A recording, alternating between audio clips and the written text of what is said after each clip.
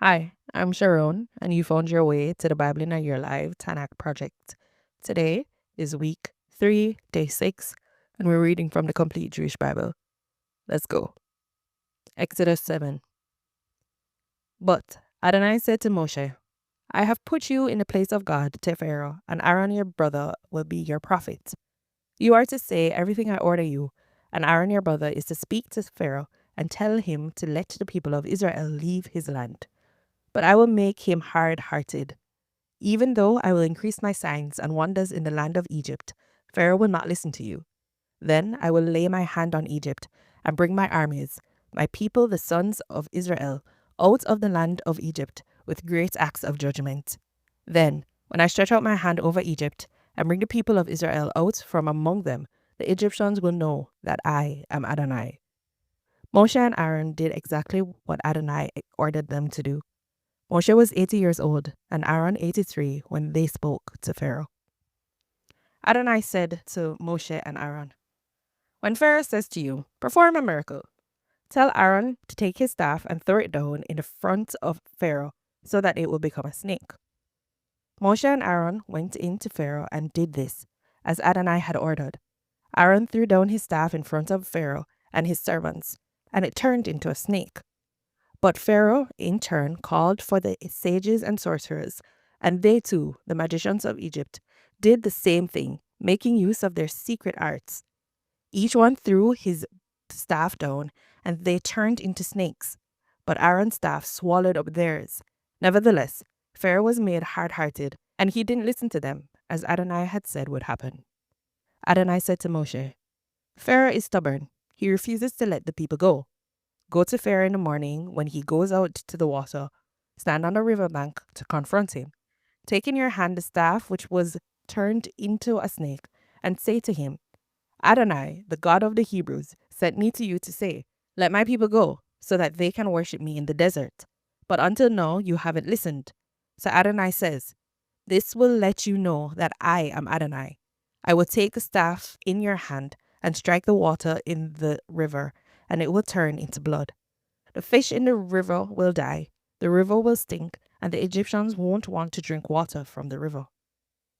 Adonai said to Moshe, say to Aaron, take your staff, reach out your hand over the waters of Egypt, over their rivers, canals, ponds, and all their reservoirs, so that they can turn into blood.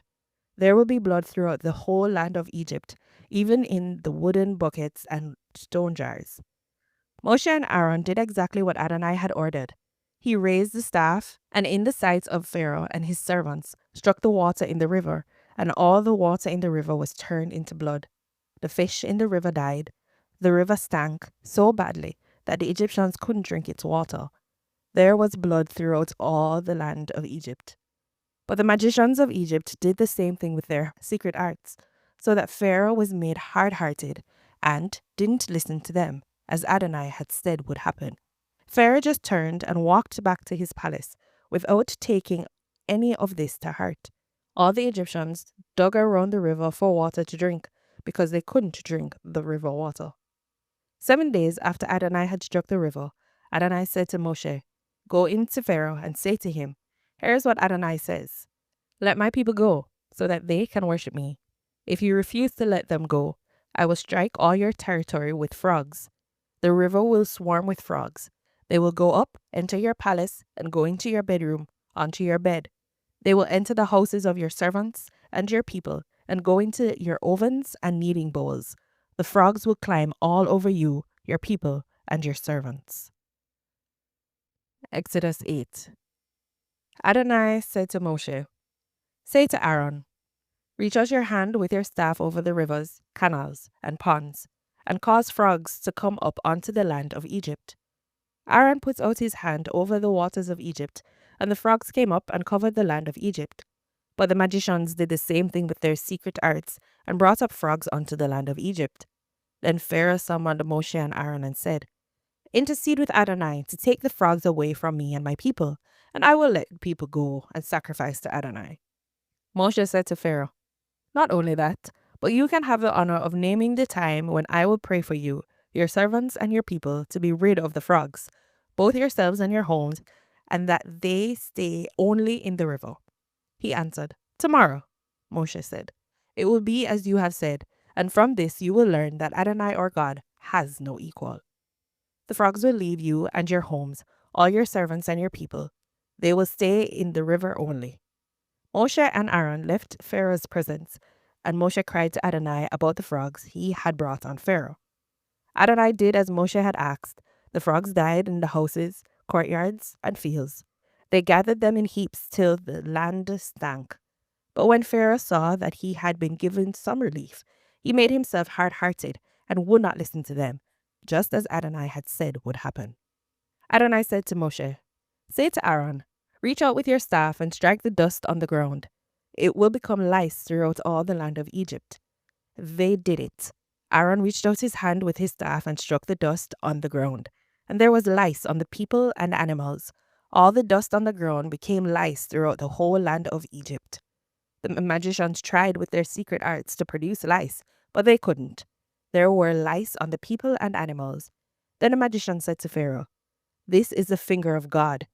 But Pharaoh was made hard-hearted, so that he didn't listen to them, just as Adonai had said would happen. Adonai said to Moshe, Get up early in the morning, stand before Pharaoh when he goes out to the water, and say to him, Here's what Adonai says, Let my people go, so that they can worship me. Otherwise, if you won't let my people go, I will send swarms of insects on you, your servants and your people, and into your houses. The houses of the Egyptians will be full of swarms of insects, and likewise the ground they stand on. But I will set apart the land of Goshen, where my people live. No swarms of insects will be there, so that you can realize that I am Adonai right here in the land. Yes, I will distinguish between my people and your people, and this sign will happen by tomorrow. Adonai did it. Terrible swarms of insects went into Pharaoh's palace and into all his servants' houses. The insects ruined the entire land of Egypt. Pharaoh summoned Moshe and Aaron and said, Go and sacrifice to your God here in the land. But Moshe replied, It would be inappropriate for us to do that, because the animal we sacrifice to Adonai our God is an abomination to the Egyptians. Won't the Egyptians stone us to death if before their very eyes we sacrifice what they consider an abomination? No, we will go 3 days' journey into the desert and sacrifice to Adonai our God, as he has ordered us to do. Pharaoh said, I will let you go so that you can sacrifice to Adonai your God in the desert. Only you are not to go very far away. Intercede on my behalf.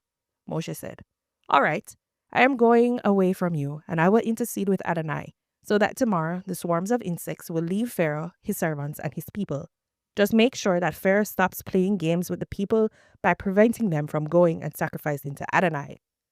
Moshe left Pharaoh and interceded with Adonai, and Adonai did what Moshe had asked. He removed the swarms of insects from Pharaoh, his servants, and his people. Not one remained. But this time, too, Pharaoh made himself stubborn and didn't let the people go. Exodus 9. Then Adonai said to Moshe, Go to Pharaoh and tell him, Here is what Adonai, the God of the Hebrews, says. Let my people go, so that they can worship me. If you refuse to let them go and persist in holding on to them, the hand of Adonai is on your livestock in the field, on the horses, donkeys, camels, cattle, and flocks, and will make them suffer a devastating illness. But Adonai will distinguish between Egypt's and Israel's livestock. Nothing belonging to the people of Israel will die. Adonai determined the exact time by saying, Tomorrow, Adonai will do this in the land. The following day, Adonai did it. All the livestock of Egypt died, but not one of the animals belonging to the people of Israel died. Pharaoh investigated and found that not even one of the animals of the people of Israel had died. Nevertheless, Pharaoh's heart remained stubborn, and he didn't let the people go. Adonai said to Moshe and Aaron, Take handfuls of ashes from a kiln, and let Moshe throw them in the air before Pharaoh's eyes. They will turn into fine dust over the land of Egypt and become infected sores on men and animals throughout Egypt. So they took ashes from the kiln, stood in front of Pharaoh, and threw them in the air, and they became infected sores on men and animals. The magicians couldn't even stand in Moshe's presence because of the sores, which were on them as well as on the other Egyptians. But Adonai made Pharaoh hard-hearted, so that he didn't listen to them, just as Adonai had said to Moshe. Adonai said to Moshe, "Get up early in the morning and stand before Pharaoh, and say to him, 'Here is what Adonai says. Let my people go, so that they can worship me. For this time, I will inflict my plagues on you, yourself, and on your officials and your people, so that you will realize that I am without equal in all the earth.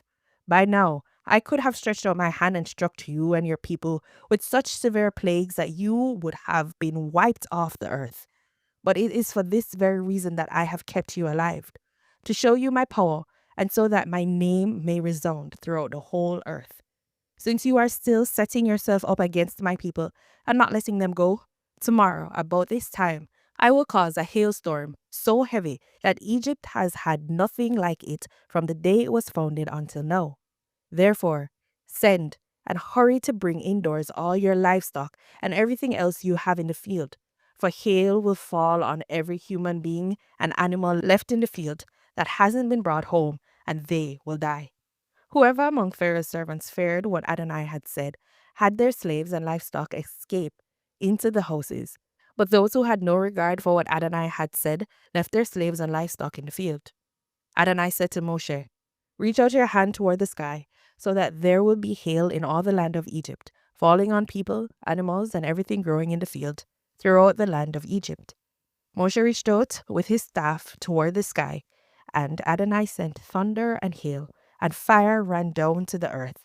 Adonai caused it to hail on the land of Egypt. It hailed, and fire flashed up with the hail. It was terrible, worse than any hailstorm in all of Egypt since it became a nation. Throughout all the land of Egypt, the hail struck everything in the field, people and animals, and the hail struck every plant growing in the field and broke every tree there. But in the land of Goshen, where the people of Israel were, there was no hail. Pharaoh summoned Moshe and Aaron and said to them, "This time I have sinned. Adonai is in the right. I and my people are in the wrong.